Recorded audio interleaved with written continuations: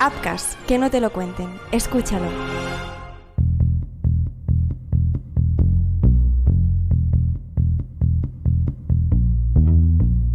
Un crimen de venganza familiar. La oscuridad interna de un personaje siniestro y silencioso que en un determinado día se torció hacia una serie de acciones y asesinatos de la gente que más le había ayudado. Solo tenía un objetivo: vivir la vida que él quería, la que siempre había soñado. Una historia de falsas expectativas en una mente macabra y enferma. ¿Qué motivó a Juan a matar? Esta es otra de esas historias de venganza personal y odio que mancharon de sangre una pequeña población. Hola, mi nombre es Marc Trucco. Bienvenidos a Crímenes Ibéricos, un podcast de Apcas dirigido por Joan Prats y producido por Marc Jiménez. Empezamos.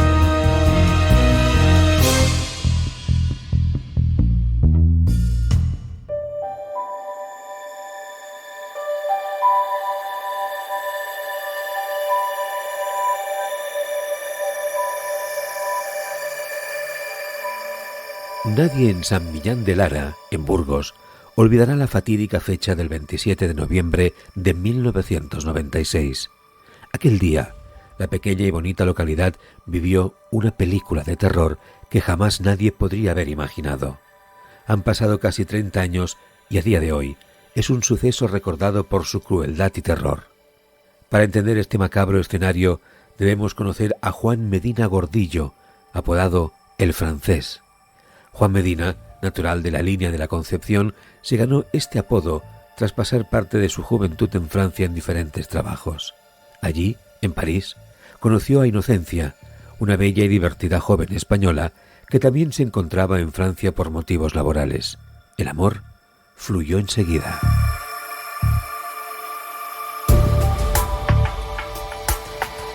Tanto Juan como Inocencia compartían muchos aspectos del momento que vivían. Eran jóvenes, alocados, divertidos. Los dos se habían buscado la vida en otro país. Tras años de enamoramiento viviendo en Francia, Inocencia le explicó a Juan que se había quedado embarazada. Tenían 20 y pocos años y esa noticia cayó como un jarro de agua fría para Juan, que bajo ningún concepto quería todavía niños y quería seguir viviendo su vida juvenil a todo tren. Tras el nacimiento del pequeño, Juan hizo saber a Inocencia que ya no podía seguir con aquella relación y que volvería a Burgos a buscarse la vida con un nuevo trabajo. Como es lógico, Inocencia se tomó aquella decisión de la peor forma posible. Sentía que Juan renegaba de su hijo, de la familia que ahora tenían. No tenía dinero para mantener a la criatura ella sola y mucho menos para llevar una vida estable. Nada importó. Juan abandonó París e Inocencia vivió del dinero que le enviaban su madre y sus hermanos. Lo curioso y extraño de todo es que Juan no volvió a su casa. Lo hizo a la población de San Millán de Lara, en Burgos, hogar de su hasta ahora pareja y madre de su hijo.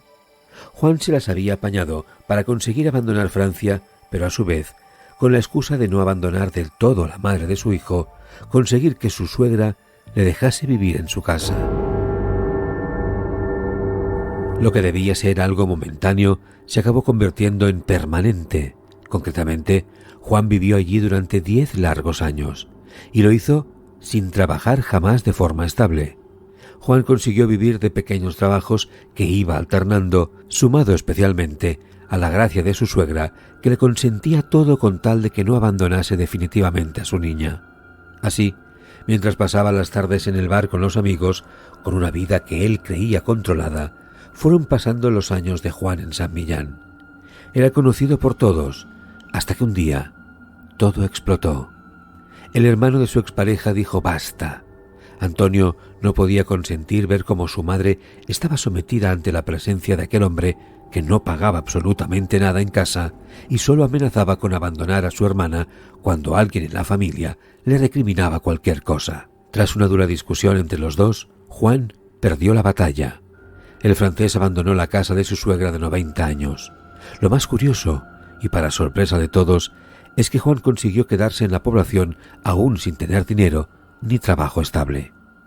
Para entonces, nuestro protagonista había conseguido engatusar a la familia Delgado Juez, un matrimonio con 5 hijos que, de nuevo, le abrió las puertas de su casa para que no se quedase sin techo. El padre de aquella familia, Amancio, era pastor y pasaba largas jornadas fuera del hogar cuidando de su rebaño, y había conocido a Juan en el bar local con el que habían hecho una buena amistad. En el momento que Juan le pidió ayuda, Amancio no dudó en ofrecerle un espacio momentáneo en su casa. Así, lo que debía ser una situación momentánea se acabó convirtiendo en una estancia de meses y meses. Mientras Amancio salía cada mañana con las ovejas, Juan pasaba largas jornadas en casa en compañía de los hijos del pastor, especialmente de María del Carmen, la pequeña de 17 años por la que Juan se sintió atraído. El francés le hacía regalos, la agasajaba, le daba consejos sobre sus novios e intentaba pasar el máximo tiempo posible con ella. Estaba descontrolado. Desde sus tiempos en Francia con Inocencia no había sentido esa atracción por ninguna otra mujer. Así pasaron los años hasta que María, su hermana Rosa y su hermano Antonio se trasladaron a la capital provincial para poder continuar con su formación, vivir una vida más juvenil y encontrar más oportunidades de trabajo. Allí alquilaron un quinto piso en el número 177 de la calle Vitoria. Para sorpresa de todos, el francés se trasladó al piso de al lado al poco tiempo de que los jóvenes llegasen allí. Amancio le había pedido durante meses que abandonase su casa y que se buscase un hogar, pero aún así, Juan siempre había salido con excusas sobre la falta de trabajo y las dificultades que tenía para poder sobrevivir por tener que pasar una manutención al niño que compartía con Inocencia. Por todo ello, sorprendió que Juan pudiese tener los recursos para alquilar un piso cerca de los niños y poder dar ese paso al frente. Era la prueba definitiva de que Juan escondía muchas cosas y que nada de lo que relucía era verdad. Así pasaron los primeros meses, donde Juan consiguió por primera vez en años una independencia que jamás había tenido mientras vivía en casas acompañado de exfamiliares y gente que le había ayudado. Los jóvenes salían y se divertían, pero Juan vivía solo pendiente de María del Carmen, que le tenía a él como una especie de tío al que presentaba a sus amigos y amigas de la ciudad. Hasta que llegó el día, una fatídica noche que lo cambió todo en el interior de Juan. María le presentó a su pareja, un joven chico estudiante de medicina. Juan entró en cólera. Le dijo que ese chico jamás la querría como ella merecía, que no podía mantener relaciones sexuales con él. María no entendía nada. Las discusiones fueron subiendo de tono hasta que Juan amenazó a María y a su joven pareja con matarlos si no acababan aquella relación de inmediato. El francés había ido demasiado lejos. Amancio, el pastor y padre de María, tras conocer los hechos, denunció ante la policía a Juan por amenazar a su pequeña. Los agentes le detuvieron por amenazas e injurias. Al día siguiente, Juan fue puesto en libertad al carecer de antecedentes, a la postre, un hecho que acabaría siendo definitivo. Bueno, esperad un momento. Enseguida os sigo narrando más sobre este caso, pero os animo a que os paséis por merchapod.com en la sección de Crímenes Ibéricos y podáis ayudarnos para poder producir crímenes ibéricos, juicios de crímenes, crímenes deportivos o médicos asesinos, adquiriendo algún producto de merchandising dedicado al podcast. Allí encontraréis tazas, camisetas, sudaderas y mucho más con las portadas ilustradas de nuestra red de crímenes, y así podéis ayudarnos a mejorar nuestros podcasts. Encontraréis la dirección de nuestra tienda en Merchapod en la bio del podcast.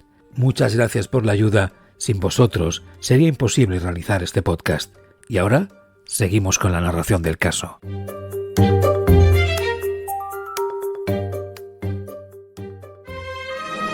Apcas, que no te lo cuenten. Escúchalo. Tus superhéroes favoritos, sus historias más oscuras, superpoderes y asesinatos.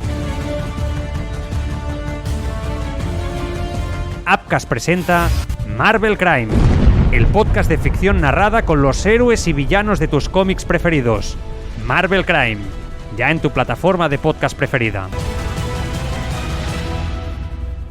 Todos los días, en tu plataforma de podcast favorita, te espera Marca Daily, el podcast diario en el que te contamos en profundidad el tema deportivo del día, patrocinado por los televisores LG OLED, creadores del único negro puro desde hace 10 años. La tecnología que hace que el resto de los colores brillen mucho más. Pon la palabra Appcast en el buscador de tu plataforma de podcasting y conoce todas nuestras producciones. Appcast, que no te lo cuenten, escúchalo.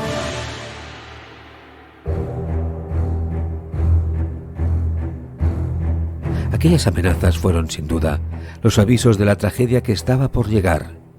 Tras meses de silencio, donde Juan se escondía en su piso cercano al de los jóvenes, la joven María del Carmen tuvo la sensación de que algo iba mal. María llamó a sus padres explicando que Juan se comportaba de manera extraña, no hablaba con nadie, no les saludaba, su actitud se había vuelto silenciosa. Los padres de María le instaron a que estas actitudes debían ser vistas en positivo, jamás en negativo, y que por fin Juan les había dejado en paz tras la denuncia policial. Pero a veces la intuición debe ser escuchada. La joven tenía razón. El francés cocía alguna cosa. Fruto de la sed de venganza por la humillación que le había supuesto la denuncia policial, la tragedia se fraguó el 27 de noviembre. Al filo de las 4 de la tarde, y mientras los 3 hermanos descansaban en el apartamento tras una dura jornada laboral, sonó el timbre. María fue la que se levantó a abrir la puerta. ¿Quién debe ser ahora?, pensó. Y tras abrir la puerta, un fogonazo. Sin mediar palabra, Juan disparó en el pecho a la joven tan solo verla. No le dejó tiempo a reaccionar. Juan portaba una escopeta de caza que a posteriori se supo que había robado de la vivienda del pastor Amancio, padre de los chavales. Tras aquel disparo, entró en el interior del piso y disparó a bocajarro a Rosa, muriendo al instante. Antonio intentó huir y buscar ayuda. No le dio tiempo. Cuando se disponía a salir por la puerta, Juan le disparó por la espalda dejándolo tirado en el suelo. Los 3 hermanos fallecieron. Los 2 primeros en el acto. Antonio, de 19 años, lo hizo horas más tarde en el Hospital General Yagüe. El homicida actuó rápido, tanto que los vecinos, alertados por los disparos, no consiguieron verlo salir. Pero su venganza no iba a acabar allí. El francés cogió su vehículo Citroën Diane 6 de color azul y se trasladó hasta San Millán de Lara. Allí tenía diferentes misiones en su particular atrocidad.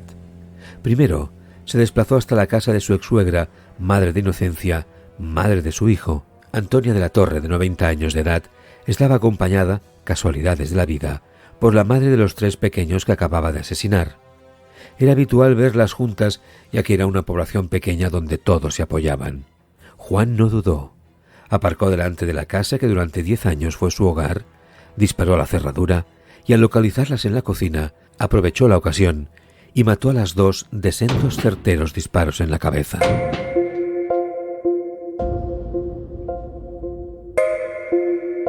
Pero Juan quería más.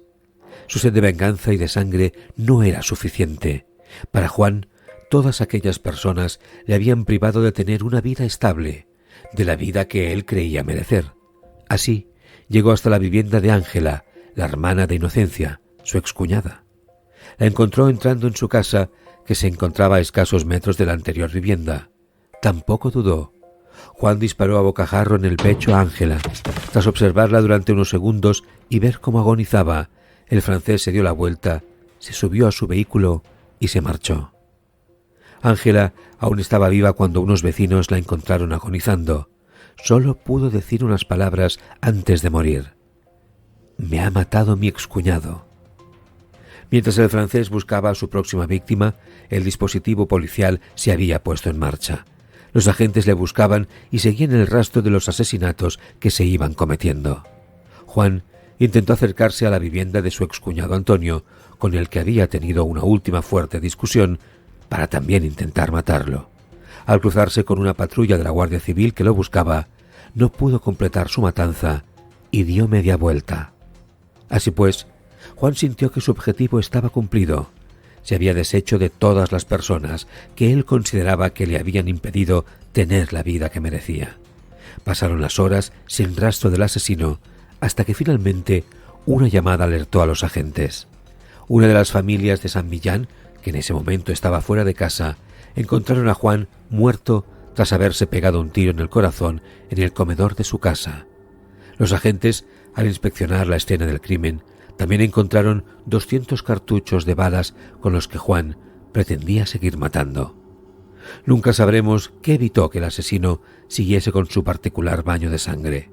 Lo que sí sabemos es que las 6 víctimas de una mente perturbada descansan hoy en el camposanto de San Millán tras cometer un solo error en sus vidas: cruzarse con Juan Medina Gordillo, el asesino de San Millán.